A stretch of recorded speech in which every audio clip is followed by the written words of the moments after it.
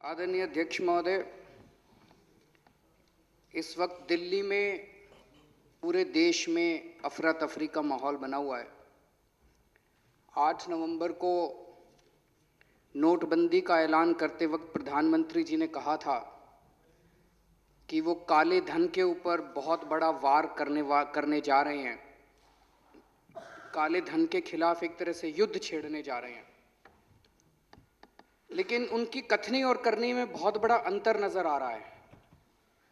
एक तरफ उन्होंने इस देश के सारे आम आदमी को, मिडिल क्लास को, गरीब लोगों को लाइनों में लगा दिया, 125 करोड़ लोगों को लाइनों में लगा दिया। वहीं पे जिन लोगों के पास इस देश में सबसे ज्यादा काला धन है, जो मोदी जी के दोस्त हैं, उनके ऊपर किसी तरह की कार्रवाई नहीं हो रही है। सारा देश जानता है कि सबसे ज्यादा काला धन इस देश के अंदर किसके पास है। हम लोगों ने देखा किस तरह से ये खबर है, brides father in Bihar Kaimur suffer stroke. एक दुल्हन के पिता को हार्ट अटैक हो गया क्योंकि वो अपने नोट नहीं बदल पाया, उसके यहाँ शादी नहीं हुई। बेटी की शादी की चिंता को लेकर मां ने की खुदकुशी। देश के अंदर जगह जगह घरों में शादियां टूट रही हैं, जगह जगह घरों में नोट ना होने की वजह से, नोट ना बदले जाने की वजह से किसी की आत्महत्या हो रही है, किसी को हार्ट अटैक हो रहा है। लेकिन भारतीय जनता पार्टी के एक बहुत बड़े दोस्त हैं, माइनिंग स्कैम में जिनका नाम आया था, जनार्दन रेड्डी, कर्नाटका के बहुत बड़े नेता हैं। कल उनकी बेटी की शादी है। 12 नवंबर से शादी की तैयारियां शुरू हो चुकी हैं। 500 करोड़ रुपए अखबारों में छपा है, मेरे को तो पता नहीं, 500 करोड़ रुपए शादी में खर्च हो रहे हैं। एक मिनट यार, 500 करोड़ रुपए शादी में खर्च हो रहे हैं। उनको 500 के हजार के नोट बदलने की दिक्कत नहीं आ रही। हम तो पहले से ही कह रहे थे, जो मोदी जी के दोस्त हैं उनके लिए कोई तकलीफ नहीं है, उनको सबको उनके अपने नोट बदले जाएंगे। तो ये हम जानना चाहते हैं, दिल्ली के अंदर दहशत फैली हुई है चारों तरफ। मैं मार्केट में गया, मार्केट में व्यापारी कह रहे हैं जी इनकम टैक्स वाले घूम रहे हैं, छोटी छोटी दुकानों पे जा रहे हैं, दुकान वालों के ठप्पे लगा रहे हैं। जनार्दन रेड्डी की बेटी की शादी के अंदर क्यों नहीं जा रहे इनकम टैक्स वाले? जनार्दन रेड्डी को कहां से 2-2 हजार के नोट मिल गए? जनार्दन रेड्डी के यहां क्यों नहीं ईडी वाले जा रहे, क्यों नहीं सीबीआई वाले जा रहे? क्योंकि जनार्दन रेड्डी भाजपा के दोस्त हैं। विजय माल्या 8,000 करोड़ रुपए लेके उनको भगा दिया भाजपा ने। विजय माल्या को इस देश से भगा दिया, 8,000 करोड़ रुपए का उनके ऊपर लोन है, उनको भगा दिया भाजपा वालों ने। और रोज खड़े होकर टीवी चैनल में धमकी दे रहे हैं, 2.5 लाख रुपए अगर तुमने जमा करा दिए तो तुमको छोड़ेंगे नहीं। 2.5 लाख रुपए वालों के पीछे पड़े हुए हैं। विजय माल्या जो 8,000 करोड़ रुपए जिसके ऊपर बकाया थे, उसको रातों रात एयरपोर्ट से भगा दिया बीजेपी वालों ने। क्या रिश्ता था जी विजय माल्या से? 1,14,000 करोड़ रुपए का, बड़े बड़े धनाढ्यों का, अरबपतियों का 1,14,000 करोड़ रुपया माफ कर दिया लोन का। 1,14,000 करोड़ रुपया। सुप्रीम कोर्ट कह रहा है बताओ उनके नाम किस किस का माफ किया। कह रहे नाम नहीं बताएंगे, पता चल जाएगा कौन कौन इनके दोस्त थे। 1,14,000 करोड़ रुपया छोटा नहीं होता जी। 1,14,000 करोड़ रुपया माफ कर दिया और धमकी दे रहे हैं 2.5 लाख रुपए जमा करा दिए तो छोड़ेंगे नहीं तुमको। 2.5 लाख रुपए। गरीबों से दुश्मनी है इनकी, ये अमीरों की पार्टी है। अमीर लोग ये इनके दोस्त हैं। 2011 में 648 लोगों की लिस्ट आई थी, जिनके उसमें इस देश के सारे बड़े बड़े सारे अरबपतियों के नाम थे। उसमें से कुछ लोगों के नाम मेरे को पता चले थे, मैंने प्रेस कॉन्फ्रेंस करके बताया था, अकाउंट नंबर भी बताया था, Swiss bank account number. Congress मिली हुई थी उनके साथ, कांग्रेस ने कोई एक्शन नहीं लिया उन 648 लोगों के साथ खिलाफ। लेकिन अब मोदी जी भी कोई एक्शन नहीं ले रहे उनके खिलाफ। अरे काला धन पकड़ना था, उनके अकाउंट नंबर लिखे हुए उस लिस्ट के अंदर 648 लोगों के। स्विट्जरलैंड की सरकार को लिखने की देर थी, भाई इनके अकाउंट की डिटेल भेजो, इनको पकड़ेंगे। एक चिट्ठी भी नहीं लिखी मोदी जी ने स्विट्जरलैंड को। ये 648 लोगों के खिलाफ एक्शन क्यों नहीं लिया गया? ये 648 लोगों के खिलाफ एक्शन इसलिए नहीं लिया गया क्योंकि इस लिस्ट के अंदर प्रधानमंत्री नरेंद्र मोदी जी के दोस्त हैं। पनामा लिस्ट आए हुए कितने दिन हो गए? उस पनामा लिस्ट के अंदर प्रधानमंत्री नरेंद्र मोदी जी के दोस्तों के नाम है, इसलिए उन लोगों के खिलाफ एक्शन नहीं किया जा रहा। ये तरीका ठीक नहीं है। हम सब लोग जानते हैं ये तरीका ठीक नहीं। गौतम अडानी जो कि प्रधानमंत्री नरेंद्र मोदी जी के दोस्त हैं, ये खबर है अखबार में, ये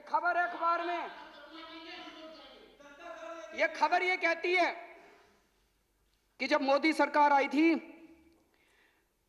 5,468 करोड़ रुपए अडानी साहब ने झूठे बिल बना के, इन्फ्लेटेड बिल बना के देश के बाहर भेज दिए। भारतीय जनता पार्टी की सरकार ने आने के बाद ईडी के अफसर जो जांच कर रहे थे उनका तबादला कर दिया, उनकी ऐसी तैसी कर दी, जांच बंद कर दी। तुम 2.5 लाख जमा कराने वालों से पैसे लोगे, अडानी से पैसे नहीं लोगे। वो 5,468, में एग्जैक्ट अमाउंट बता रहा हूं, 5,468 करोड़ रुपए उसने देश से बाहर भेज दिए, उसके खिलाफ एक्शन नहीं लेंगे।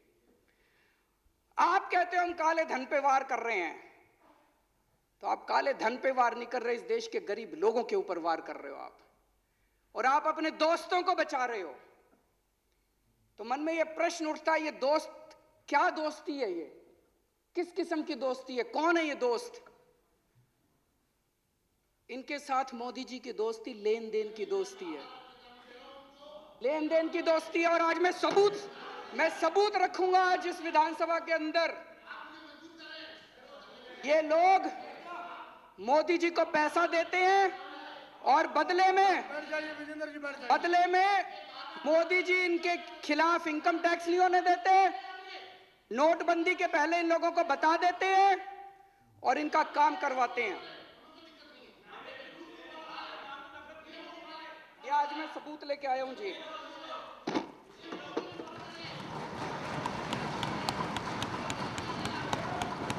ये कागज मेरे कागज नहीं है जी, ये इनकम टैक्स डिपार्टमेंट के कागज हैं।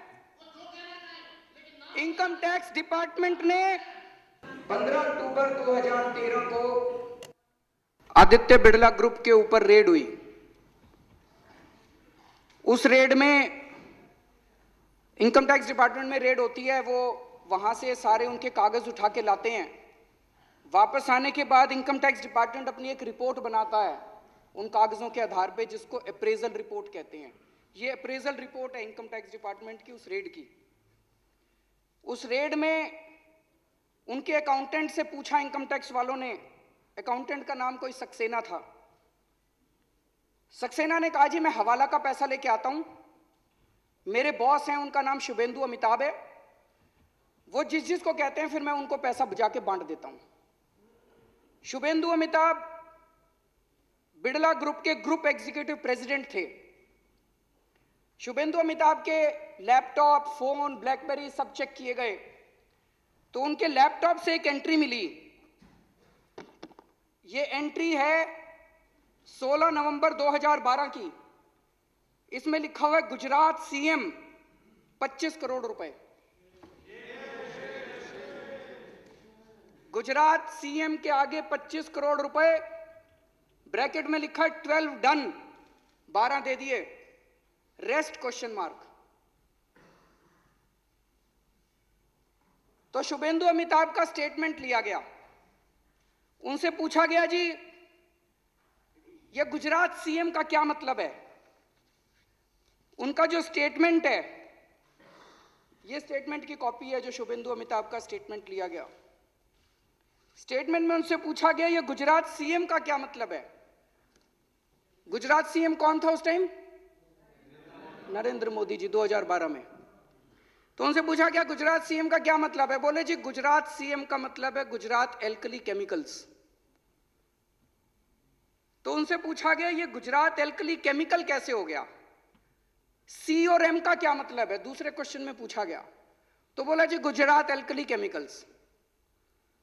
तो फिर तीसरे क्वेश्चन में उनसे पूछा गया भाई क्या आपने इसके पहले कभी गुजरात एल्कली केमिकल की शॉर्ट फॉर्म गुजरात सीएम कहीं भी अपने नोट्स में इस्तेमाल की है या इसके बाद कभी की है?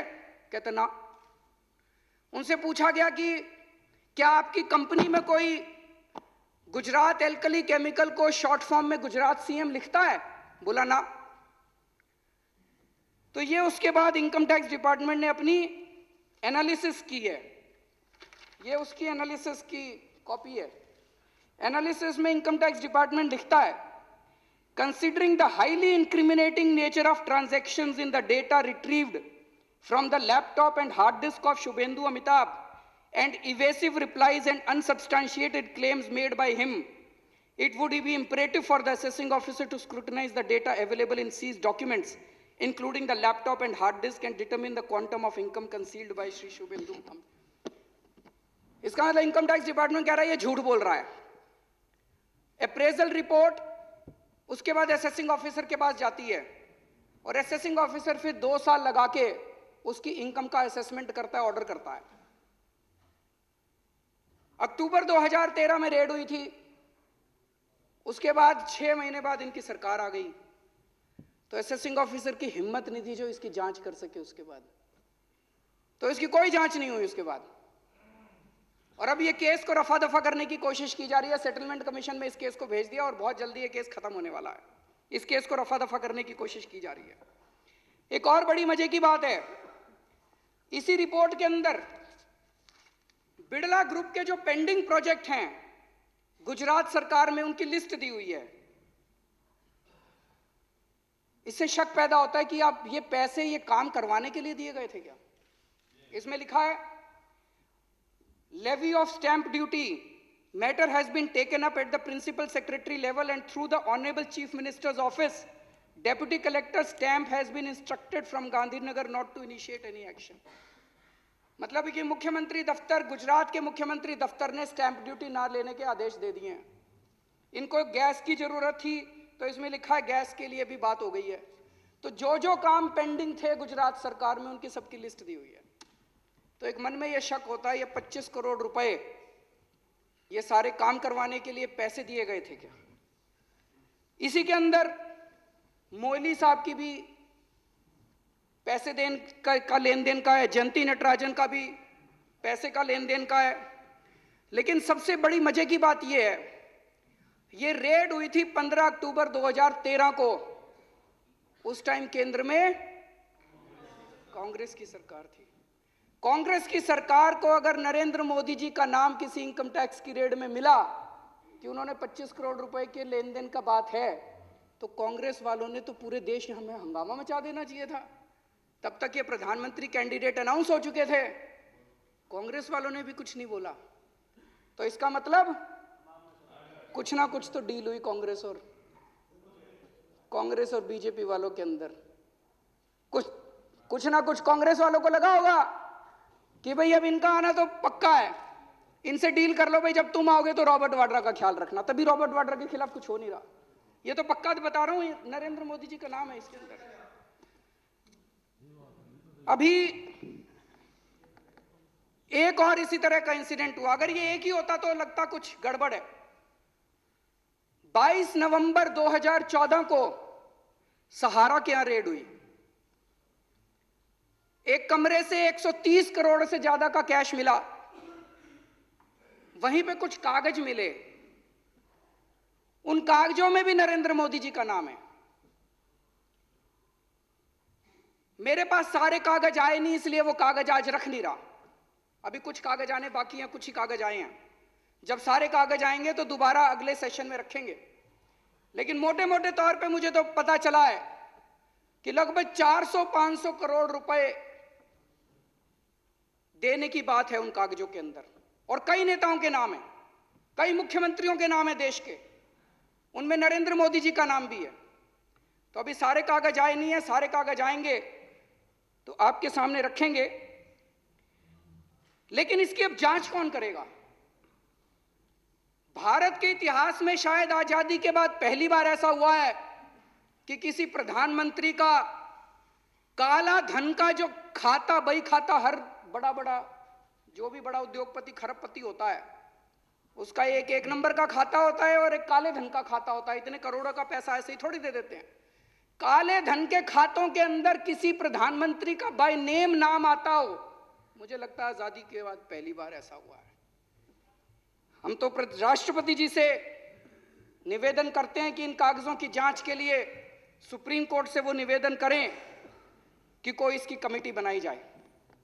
लेकिन मैं ये कहना चाहता हूं, पिछले 4 दिन से देख रहा हूं जिस तरह से आम जनता लाइनों के अंदर लगी हुई है और उनको कभी उनका मजाक उड़ाया जाता है, उनको कहा जाता है ये 2G वाले लगे हुए हैं, कोयला घोटाले वाले लगे हुए हैं, और कभी उनको देशभक्ति का पाठ पढ़ाया जाता है कि 3 घंटे लाइन में लग लिए तो क्या हो गया, देशभक्ति करो। ये जनता तो 125 करोड़ तो करे देशभक्ति और तुम बैठ के लो पैसे। ये नहीं चलेगा। एक मन में ये प्रश्न उठता है